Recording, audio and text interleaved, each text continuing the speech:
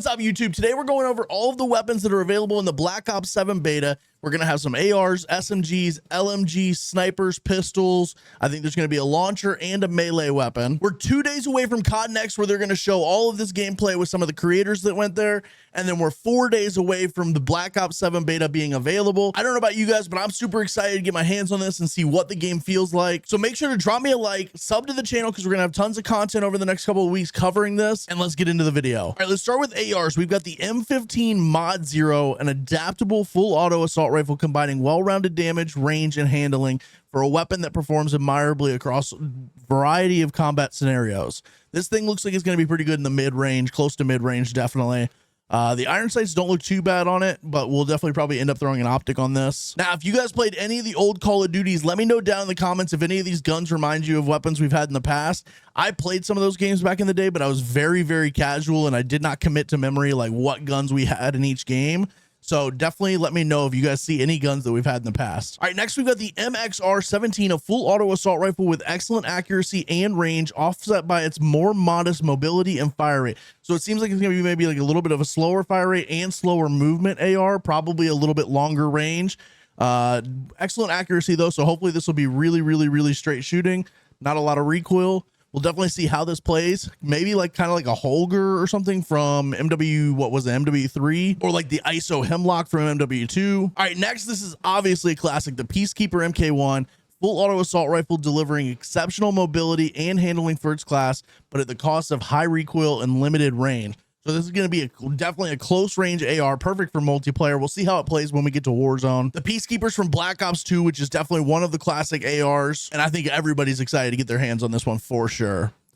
And then it says expect 3 additional assault rifles to use at the launch of Black Ops 7. So we're going to get 6 total assault rifles at the start of Black Ops 7. All right, for SMGs, we've got the Raiden 45K, a versatile full auto SMG offering a solid balance of CQB power, handling, and recoil. Honestly, this looks a lot like the Rival 9 or the CX9. So we'll see if that compares to either of those weapons or if it's like anything else we've had in the past. Then we've got the Dravik 45 or Dravik 45. I'm assuming it's Dravik. Full auto SMG that's highly stable and effective at longer ranges, but with less raw CQB power.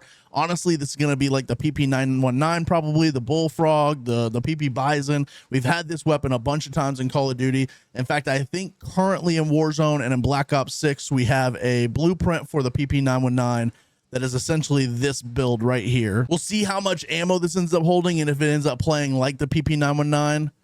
But for the most part, I think it's going to be a longer range SMG. All right, and then we've got the Razor 9mm full auto SMG with an extreme rate of fire, but limited range and slower handling. We'll see how this ends up playing. I'm not sure if this is a previous gun we've had in Call of Duty that's coming back, but it'll definitely be interesting to see what it feels like in the game. And then we're also getting 3 additional SMGs at the launch of Black Ops 7. So 6 ARs, 6 SMGs at launch of Black Ops 7. Now for shotguns, we're getting the M10 Breacher. This kind of looks like the Gallo, the Reclaimer. We've had this gun a bunch of times in Call of Duty, if that's what this is like, but that's kind of what it looks like, at least so far. Pump action charged shotgun. Oh, so it's going to be a charged shotgun. Hold the trigger to improve hip and ADS spread for a tighter pellet spray. Interesting. That should be really interesting to see how that operates. I'm excited to try that one. And then we've got the Echo 12 shotgun, rechambering double barrel shotgun, fires 2 semi-automatic shots between rechambers, great range and high damage potential with back-to-back shots. So it's going to be a doof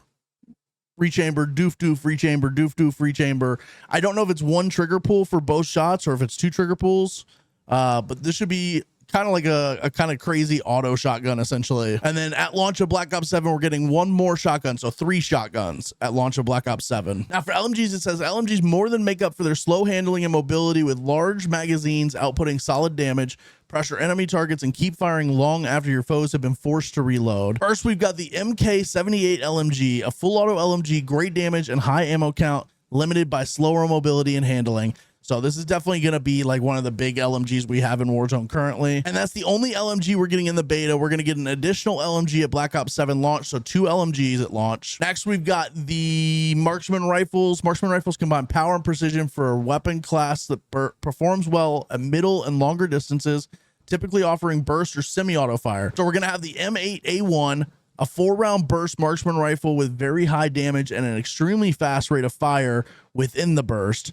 balanced by a moderate burst cooldown. So it sounds like each burst is going to be pretty quick fire rate, but there's going to be a cooldown between bursts. There's already a lot of talk about this weapon being GA'd by the CDL because they don't really like the fact that this could potentially one burst kill people. So given that, I would assume, because they've already played it, that we know for sure that this is going to be a one burst kill. At launch, expect 2 additional Marksmen rifles to use, so 3 total Marksmen rifles, 2 LMGs, 3 shotguns, 6 SMGs, and 6 ARs. And then sniper rifles. All right, for snipers, we get the VS Recon bolt action sniper rifle with a quick rechamber and moderate recoil and stability. So the quick rechamber on this should make this a lot of fun for multiplayer. And then we'll see what kind of range it ends up having when Warzone comes. And then the other sniper we're getting in the beta is the XR3 Ion, a 3-round burst sniper with high power and low recoil, but slower handling and a short pre-fire delay. A 3-round burst sniper.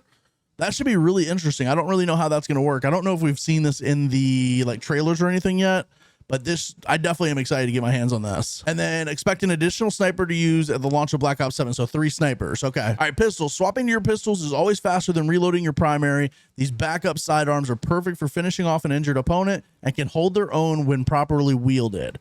All right, so first for pistols, we're going to have the Jaeger 45, a semi-auto pistol, reliable sidearm with a very fast rate of fire and low recoil. I think we're going to have a ton of fun with this pistol. I love pistols in Call of Duty. Anytime there's a pistol meta, I have a ton of fun with it, so I'm looking forward to this. And then we've got the Coda 9 pistol, a full auto pistol with high damage and rate of fire offset by strong recoil and a shorter effective damage range. So it's going to be really good in the close range, it looks like. And then they haven't said anything about it in this section of the patch notes, but I also think there's going to be an option to dual wield your pistols without having a dual wield attachment. I think you're just going to be able to pull out dual wield pistols if you want to. I'm not sure if it's going to be a perk or what, but there should be that option at some point to basically turn a single pistol into a dual wield pistol. At launch, expect an additional pistol, so 3 pistols at launch of Black Ops 7. And then for launchers, let's see. Launchers is your best counter against enemy score streaks and vehicles, delivering a powerful payload against armored targets. We're going to have the ARC M1, the ARC M1 charge launcher. Hold the trigger to charge up a devastating energy beam that can pierce through enemies, deals high damage to vehicles and score streaks. Okay, that'd be pretty amazing to be able to take out score streaks with this, it's like a laser charge weapon, and you can also use it on players as well. I'm excited for that. I typically don't like launchers, but this thing seems like it's going to be a lot of fun. And then we're getting 1 more launcher at Black Ops 7. So 2 total launchers at Black Ops 7 launch. I haven't heard anything about a riot shield yet, which is good. All right, and then melee weapons. Every operator deploys with a dedicated melee weapon. When it's time to get personal, this is the tool to get the job done. And for melee weapons, we've got the Flatline MK2 melee weapon with high damage and moderate attack speed. I don't fully understand. Is this going to it kind of looks like a minigun. So you're going to hold it like a minigun and then you jab somebody with it, because it's got 2 pointy things here on the end. Is this something we've had before, or is this brand new? Because this looks crazy, whatever it is. Or is this little flap, is this closed normally, and when you go to melee something, this whole thing extends out? That would be kind of crazy if this extends out and you can just jam it in somebody's gut and it yeets them backwards. I'm excited to see what this is going to be like. And then at launch, we're getting an additional melee weapon. So 2 melee weapons at launch. Now, we were just talking about what weapons are going to be available in the beta, but we're also going to look at the gunsmith. It's fairly similar, obviously, because we're getting a back-to-back Black Ops game and they're not going to change up the entire thing, but you can start to see what the UI is going to look at. They're changing some of the colors. Definitely, we're still going to have the attachments across the bottom here like this. And then obviously one thing I'm really, really excited about is sharing loadout codes. The codes are a little bit long and that's probably going to be a little annoying to deal with, but it's going to be amazing to be able to give you guys just a loadout code. I'll still tell you the attachments of the weapons and stuff and explain why weapons are good, but to be able to just give you a weapon code and not have to screenshot the loadout or whatever and then input every attachment by itself, you'll be able to just input the code and get the build that I give you. And then just looking at one more thing with the gunsmith. So this is what the main page of the loadout's going to look like. You're going to have your primary, your secondary, your melee, your wild card, field upgrade, tactical, lethal, 3 upgrades, 3 perks, and then a specialty. I think this is pretty similar to Black Ops 6 and what we have now. Again, the UI is definitely upgraded and modernized.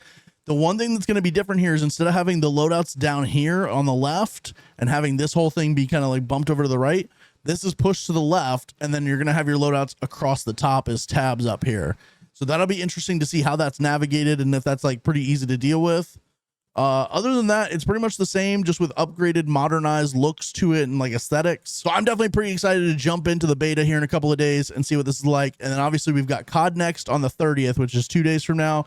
And then the beta launches on the 2nd for early access if you pre-ordered. And the other thing is, and we'll wrap up with this, if you want to play in the early access portion of the beta, you either have to pre-order Black Ops 7, which a lot of people are going to do. That's the easiest way to get it. Or you have to go watch an hour of one of the Twitch streams for COD Next. And I believe it's going to be a Twitch drops reward that you'll get a beta code if you watch an hour of any of the COD Next streams. I don't know if that's just the official Call of Duty COD Next stream or any of the streamers who are streaming COD Next or one of their watch parties. But if you want to play it in the early access portion of the beta, you're going to have to do that or pre-order.